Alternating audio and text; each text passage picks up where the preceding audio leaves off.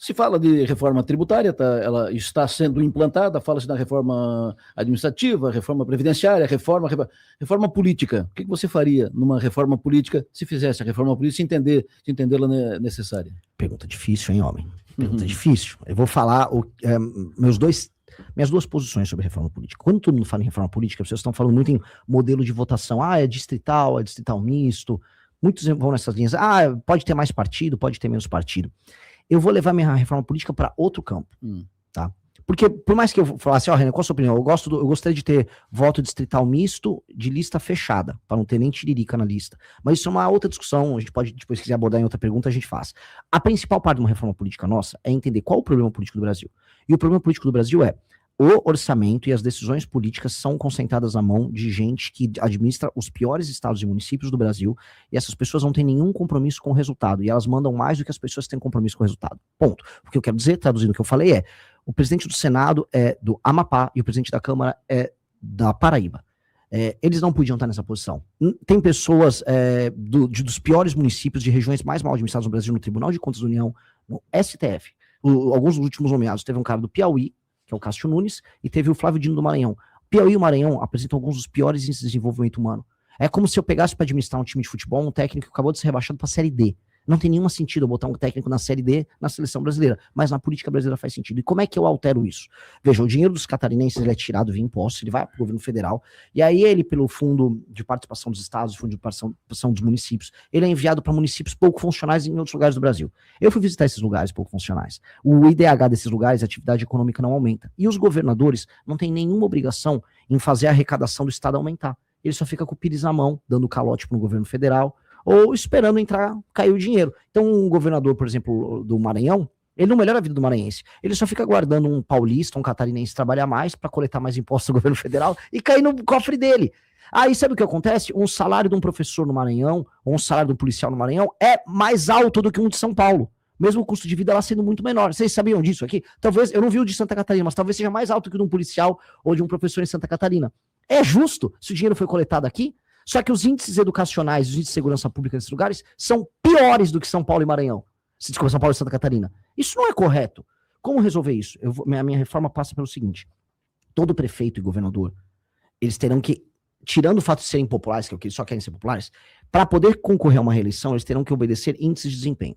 Então é assim, se você pegou o saneamento básico no seu estado, ele está em 15%, se você é um governador, você tem que entregar ele com 20%, no mínimo. Se é um prefeito, pegou com 10, tem que entregar com 20. Mesma coisa com saúde, mesma coisa com educação, mesma coisa com atividade econômica que tem que aumentar. Se você gera esse efeito, você ganha pontos. Se você ganha pontos, você pode concorrer à eleição, você pode receber emendas no teu município, e você pode, inclusive, fazer shows aí para as eleições, que é o que esses caras adoram. Pode. Se você não conseguiu bater essas metas, independente de você ser popular ou não, você não pode participar das eleições. Você fica elegível por 8 anos, o seu partido fica elegível naquele município por 8 anos. O que você faz? Com que o dinheiro que é extraído de impostos dos outros lugares acabem obrigando, tá, através dos repasses, esses lugares a se tornarem independentes economicamente, melhorarem a vida das pessoas, porque aí sim, esses municípios vão ficando, vamos colocar aqui, autônomos, e ficando autônomos, o dinheiro de Santa Catarina fica em Santa Catarina, o dinheiro de São Paulo fica em São Paulo, e a população do Maranhão fica feliz e vive melhor também. E a gente tem uma federação mais equilibrada. E aí, com uma federação mais equilibrada, a representação melhora no Congresso Nacional e o país como um todo melhora. Hoje, o modelo político no Brasil é políticos, governadores em geral, judiciário, ficam o tempo todo tentando extrair dinheiro de quem trabalha e produz. Esse é o modelo.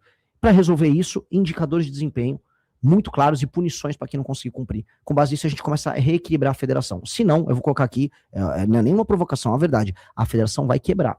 Se a gente não resolver isso que eu tô falando, algum momento o Brasil vai se separar em 2, 3 países. Porque as pessoas não vão conseguir aguentar.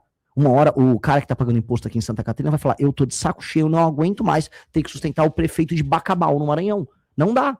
Não dá. E o cara de Bacabal, ele só rouba a população de Bacabal. E ainda me rouba aqui em Santa Catarina, eu nem sei quem é ele. Uma hora vocês não vão aguentar. O pessoal de São Paulo não vai aguentar. E eu tô avisando, porque as pessoas estão começando a se odiar nas regiões. E a gente não pode se odiar. O Brasil é um país para ser um país imperial, um país enorme. Isso tem que ser resolvido. Na sua reforma política, mantém a reeleição?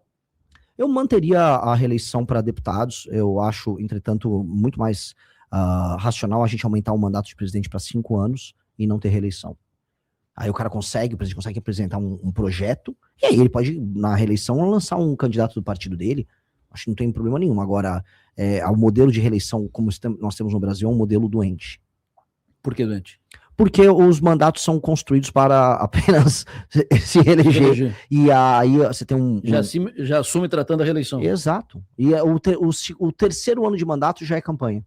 E aí o último ano ainda é só aplicação de obras e gasto de dinheiro e compra de voto. A gente sabe que esse é um modelo no Brasil. Agora, se a gente aplicar esta reforma que eu falei aqui, com indicadores de desempenho e com punições, aí a coisa muda um pouco de figura, porque na prática esse prefeito ou esse governador, se eles entregarem os indicadores de desempenho, aí talvez valha a pena até eles concorrerem à reeleição. Né? A gente tem que ter a questão toda são os critérios de desempenho. Hoje, infelizmente, o eleitor não avalia bem um político. Nos lugares mais pobres do Brasil, a taxa de reeleição dos prefeitos é muito alta. Aí você pergunta, como pode uma cidade que é muito ruim, o prefeito ser reeleito? A vida não melhorou em nada, porque a pessoa vende o voto. A pessoa ganha um emprego na prefeitura, todo mundo sabe que é assim. Então, a política é isso. A gente fica falando de esquerda e direita é só a casquinha do ovo. A política brasileira é compra de voto, cooptação. Essa é a regra no Brasil. E isso precisa acabar. Comentarista de eleição da Som Maior, advogado Pierre Vanderlinde. Tua pergunta, Pierre, fica à vontade. Obrigado, Adelor. Bom dia, Renan. O senhor, nas respostas às perguntas anteriores, né, mostrou aí a defesa, uma atuação mais dura da polícia, inclusive uso letal, prisão perpétua, pena de morte, até a aplicação do direito penal do inimigo. Também tratou dessa questão da reforma política, né, de um novo pacto federativo, índices de desempenho para os municípios, vinculado a eventual inelegibilidade de candidatos, até mesmo do partido. Como que o senhor pretende governar e colocar essas propostas em práticas dentro da ordem constitucional atual, ou estaria disposto a propor uma ruptura, como a convocação de uma nova constituinte? Tendo em vista, né, que para essas mudanças precisaria e da Câmara dos Deputados. Deu uma cortadinha, mas acho que entendi o espírito da pergunta. De maneira clara, a única coisa que demandaria uma alteração constitucional é se eu quisesse aplicar a pena de morte ou prisão perpétua, isso, porque isso são cláusulas pétreas. O resto é PL, projeto de lei, ou PEC, projeto de emenda à Constituição. Coisa que, infelizmente, todos os presidentes têm que fazer. Tudo que envolva melhorar o desempenho econômico, alterar a forma como o Estado é conduzido, você tem que fazer PEC no Brasil. Isso é uma desgraça, herdada da Constituição de 88, que ela prevê tudo. Né? A Constituição que abraçou tudo. Isso, inclusive, é a origem dos superpoderes do STF. Porque se tudo é constitucional e o STF é um tribunal constitucional, então ele vai julgar qualquer coisa. Né? Mas não vou me evadir muito do tema central da questão. O ponto é, para você fazer isso, eu pretendo um dia, se eu conseguir, através do Partido Missão, não no primeiro mandato, tocar uma constituinte. Nós precisamos alterar a Constituição brasileira porque ela é um entrave ao crescimento brasileiro. Novamente, qualquer tema é constitucionalizado aqui no Brasil. Tem até piso de determinados servidores que estão na Constituição. Isso é doentio, isso é loucura. Você não tem que discutir na Constituição parâmetros, por exemplo, para uma reforma da Previdência. Você não tem que discutir numa Constituição temas com... que envolva licenciamento ambiental. Isso é tudo maluco. Isso é doentio. Esse é um problema, mas é um problema que eu gostaria de tratar não agora. Para tratar dos 3 temas que eu falei aqui, que são os principais: uma reforma fiscal e de competitividade no Brasil, que envolve PEC. Uma alteração nas leis penais e processo penal, para incluir inclusive o direito penal do inimigo, que é PL, mas envolve também PEC. E para fazer essa reforma administrativa que eu falei, que mude os sistemas de incentivo para os estados e municípios, que permitam punições e incluir, vamos dizer, critérios objetivos de avaliação. Tudo isso é PL e PEC. Eu não preciso de uma constituinte. O que eu vou precisar é de maioria no Congresso Nacional.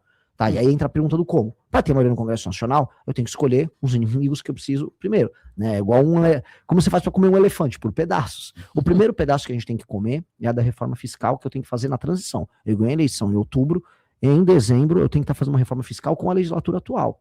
Eu tenho que passar o máximo que eu puder dessa reforma fiscal para vir dólar para o Brasil, para a gente romper essa trajetória de aumento de dívida que a gente tem, para sobrar espaço fiscal para o Brasil poder investir. E aí os juros vão cair, e aí a gente começa a ter um país mais previsível, sobra dinheiro na mão das pessoas, e eu posso até depois de 2 anos começar a baixar imposto.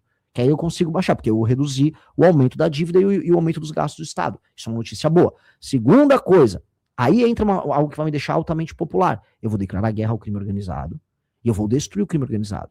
E nunca fizeram isso no Brasil. Todos os presidentes que fizeram isso de maneira clara, na própria América Latina, Aumentaram muito sua popularidade. E aí, como é que eu vou gastar minha popularidade? Especialmente minha popularidade com os políticos.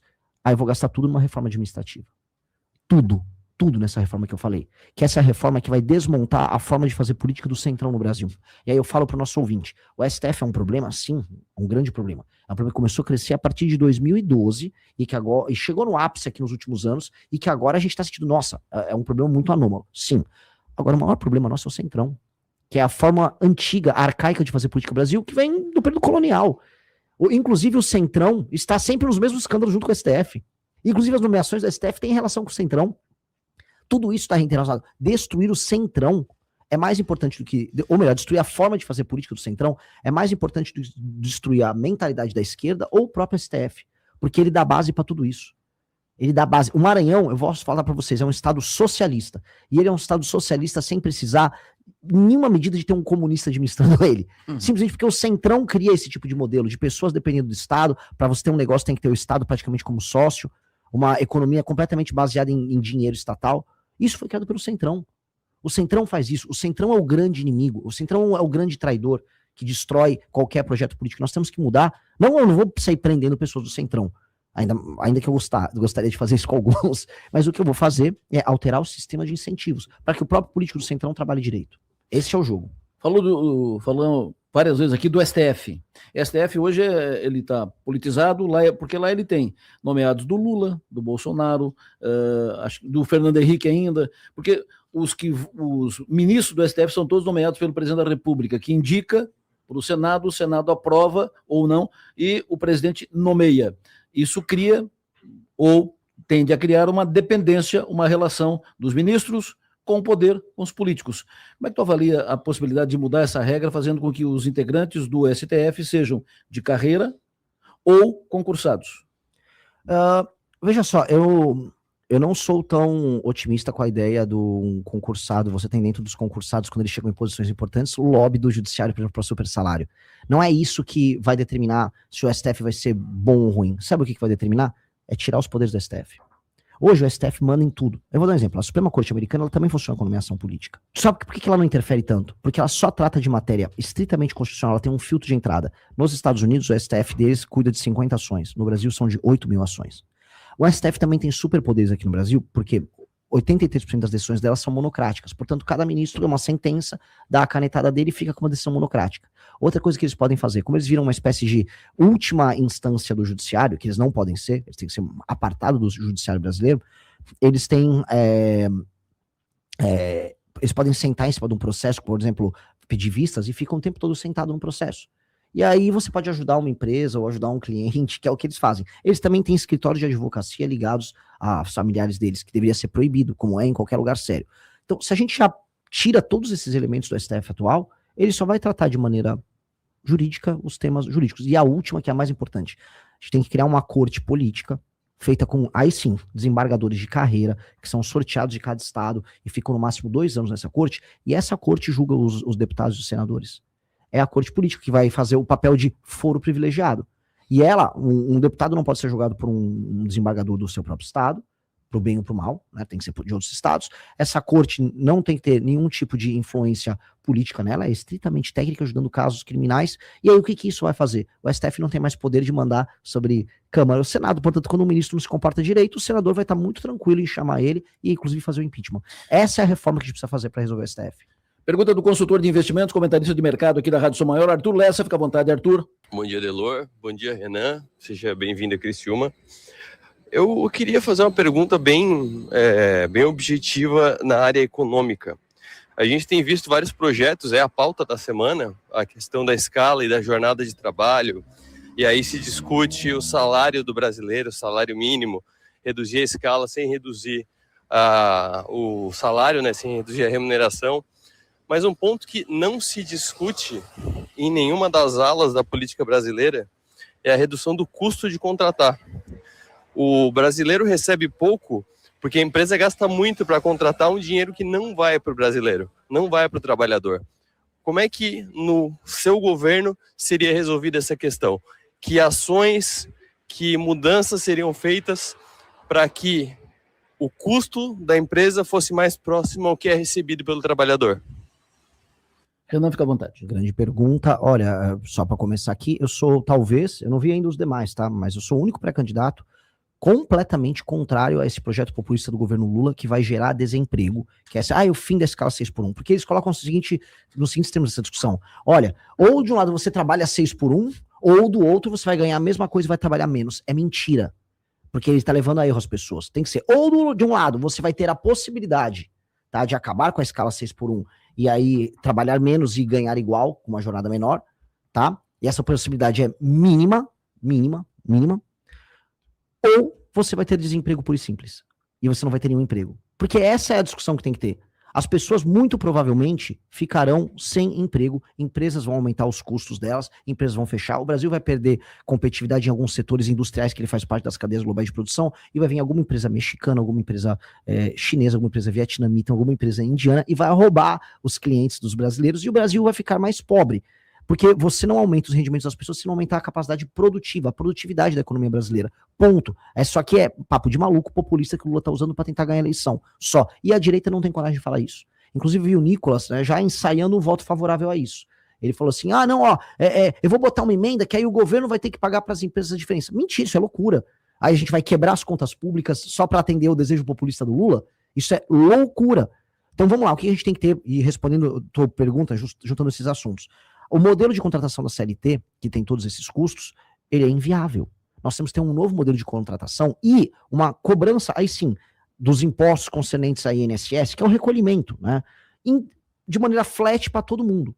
Ou seja, nós temos hoje um MEI que cobra menos, então a pessoa hoje faz um MEI e ela trabalha como MEI e ela paga alíquotas muito menores. Na CLT ela paga muito alto. Em ambos os casos, em um dos casos, a pessoa fica com a maior parte do dinheiro no bolso, e no outro caso, o Estado fica com a maior parte do dinheiro. Nós temos que criar um parâmetro menor, cobrando impostos menores, muito menores do que a CLT, em que seja fácil contratar, em que seja fácil você demitir uma pessoa, como é qualquer lugar do mundo, em que não tenha judicialização. Inclusive aqui em Santa Catarina, a gente voltou a ter hiperjudicialização na área trabalhista, porque começou a ter decisão de desembargador aqui, falando, não, você não tem custo sem entrar com a ação trabalhista novamente, ou seja, disparou, aumentou em mais de 15% as ações trabalhistas, tem que ter essa segurança jurídica. O modelo da CLT, se não abandonado, a gente vai ter que deixar ele num canto e criar um outro modelo de contratação simples e direto e igual e previsível, que faça as pessoas trabalharem com muito menos custos. Aí o que vai acontecer? As pessoas vão naturalmente abandonar o modelo CLT para um modelo que, vamos dizer, o desconto dela, referente, por exemplo, ao INSS, que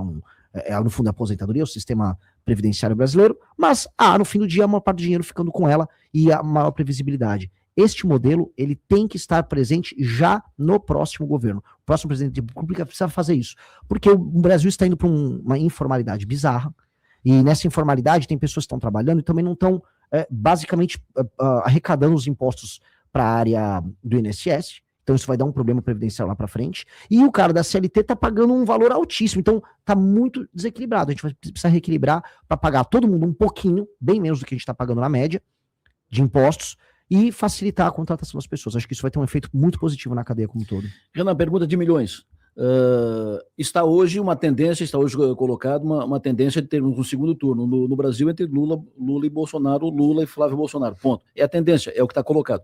Tu está correndo o Brasil tentando quebrar essa lógica, essa tendência, e ganhar uma vaga no segundo turno. Mas, mantida a como é que vota o Renan no segundo turno? Renan vota em Renan. Mas se o Renan não estiver no segundo turno... Eu não trabalho com essa hipótese. Nunca trabalharei. Não se entra num campo de batalha pensando em perder. Imagina assim, eu tenho milhares, tem meninos colocando o seu coração, sangue, suor e lágrimas, trabalhando ao redor do Brasil sem dinheiro nenhum, ajudando a pré-candidatura. Aí eu vou aqui chegar para você, vou ficar conjecturando uma derrota para esse cara. Eu nunca vou conjecturar essa derrota. Segunda pergunta. Num debate, vamos supor que todos estejam no debate. Primeiro debate realizado, Renan, Lula, Flávio Bolsonaro, Caiado, Zema, se estiverem no processo e tal. O que tu perguntaria pro Lula? Uau! Seria o meu primeiro encontro com o Lula desde 1989. Eu vi ele num jogo de futebol e mandei ele tomar naquele lugar, por causa do meu pai, né? Eu tinha 5 anos de idade. Assim, a primeira pergunta é uma pergunta meio óbvia, muito idiota, mas de fato, cadê a tal da picanha? No sentido de, cadê os ganhos na vida das pessoas? Cadê a acumulação? Cadê a felicidade maior do brasileiro? Cadê os gastos dele? Cadê o consumo maior que ele prometeu e não entregou? Onde está isso? Porque ele vai precisar explicar isso, porque ele falou que as pessoas iam ficar mais prósperas e terminou o mandato dele dando pé de meia, botijão de gás e energia elétrica, ou seja, todo mundo ficou mais pobre. Se você está precisando de um botijão de gás, inclusive aqui em Santa Catarina tem lugar de entrega do botijão de gás dele, significa que todo mundo ficou mais pobre. E alguém vai ter que mostrar e jogar isso na cara dele. Que as pessoas ficaram mais pobres no governo dele e ele tá agora arrancando dinheiro das pessoas que trabalham e produzem para dar botijão de gás pros outros. E aí eu quero ver, ele vai ter que sambar para responder isso. Aí na segunda pergunta tu vira e pergunta pro Flávio Bolsonaro.